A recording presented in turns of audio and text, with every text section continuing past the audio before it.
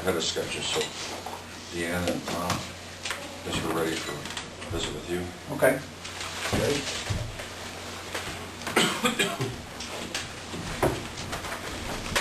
Never knew I was on. I thought I was here to listen. Well, Surprise! On the spot. We figured you were delivering some nice reduction of something. after the health plan, yes. All the euphoria about. We were just talking about so- that. I like the idea this morning, Mick Gingrich says, I think it's a place to start, that they're gonna hire 16,000 people to be healthcare police. And how? You know, we all hate another, but you just think of another, like Homeland Security, and we're gonna create another. And didn't they say open 150 more offices? Yeah. Or I saw it too. But it's, I just hope they know what they're doing. I don't think they do. Well, as Tom and I said, you can't give everybody everything and not expect it to cost something somewhere along the line. Won't expect everybody to know what to do. Right. Well, we need to act on it. Well, I think just have a discussion, don't we? Or are we ready? Okay. We talked earlier today about, with Tom, about the plan that we had offered to our employees, and we talked at length about utilizing our self-fund, just on fund a plan. Yes.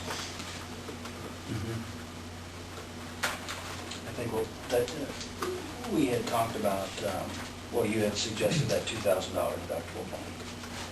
And so I think that's what we were, most of the discussion centered around that, because we could drop the premium cost. Right. And with the fund balance that the county has, well, we want to stay conservative with the balance. It seemed like it made sense for us to be able to do that. Yeah, I don't know what, I know last year you went to this $1,500 deductible, and I don't know how that affected your fund balance. We've still pretty well stayed on track. Yeah, so, you know, going up the next step and paying more premium certainly makes sense. I just figured out quickly while I was looking at this since 2004, and I know you've made some plan changes, but since 2004, your premium between now and your renewal, so if you stayed right where you were at, the single premium went up about 32%, the family premium went up about 28% in those years span. So dropping that down to the next level, that takes about 10% or 9% off of that, 8.5%, 9%. So most groups that I work with, and I would guess Tom can say the same thing, that is pretty minimal in a span of those years, because we're looking at those type of increases on a lot of groups just a year at a time. Quite frankly, I don't know what, I suppose you just would make a dramatic change in what you offer if you're delivering at 30%. Yeah. I mean, it's a struggle. So, and that's kudos to you guys for managing this really, really well. And this partial self-funding has worked excellent for you. You've been able to retain very good benefits with minimal financial impact. Has worked out very well. And that at the time, I mean, it was a big step for us, but boy, it really has worked out very well. And hope it continues in that fashion. I will tell. And the partial self-funding, you know, going to this next level doesn't have to change anything from the employee's perspective. It's just if they have those hospital-based charges.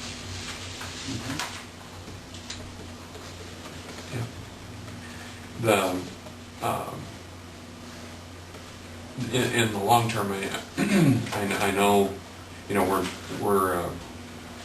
we were very concerned about having a dramatic increase this year because our upcoming budget was built with no pay increases, and so that magnified it, you know, but I think we probably come up with a pretty good resolution and plan, and sure hope that we don't see an increase next year. Me too. You know, healthcare reform somewhere along the line is going to, when we have rules and regulations and know what's going on, but we just have no clue at this point. Yeah. Do you have a sense of what's going to happen with the pool adjustment? Are you getting any feedback internally, or?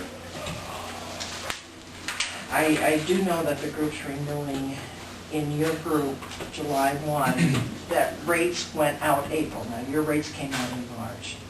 We're looking at 13.9, so that has gone up. I have seen some indications recently that we're starting to see it come down short term. So whether that's going to be long term, I don't know. But short term, we are seeing some indications that it's So that's something we down can, a little bit. yeah, that's something we can watch, Right. because as we see renewals through the year, Yeah. We we get, can see what's happening with that. they adjust that Adjustment. quarterly based on your group's renewal and when the renewal is released. So like I said, if we had a release date of April for you, instead of this being 12.34, it would have been 13.9.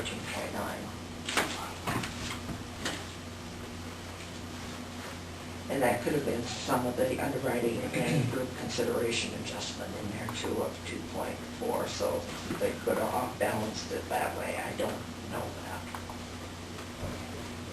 that.